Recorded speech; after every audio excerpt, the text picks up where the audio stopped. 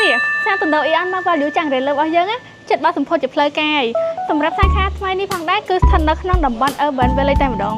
ហើយថ្ងៃនេះខ្ញុំនឹងបង្ហាញអ្នកទាំងអស់គ្នាពីទីតាំងនិងច្រកចូលមកកាន់សាទៅនៅអ៊ីអនមកvalue របស់យើងអ្នកទាំងអស់គ្នាបើសិនជាអ្នកទាំងអស់គ្នាជិះពីផ្លូវ60ម៉ែត្រមកចូលមកដល់តំបន់ Urban Village អ្នកទាំងអស់គ្នានឹងឃើញវងមូល UV នេះពេលមកដល់វងមូល UV នេះអ្នកទាំងអស់គ្នាអាចដើរទៅច្រកខាងនោះបានទៅរកសាទៅនៅអ៊ីអនមកvalue របស់យើង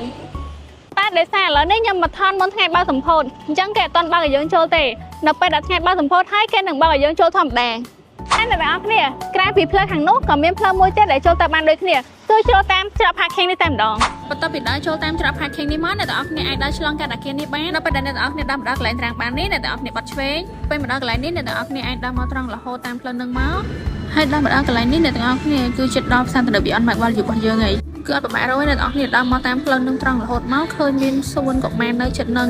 ហើយមកដល់ផ្សារទំនើប Beyond Mark Value របស់យើង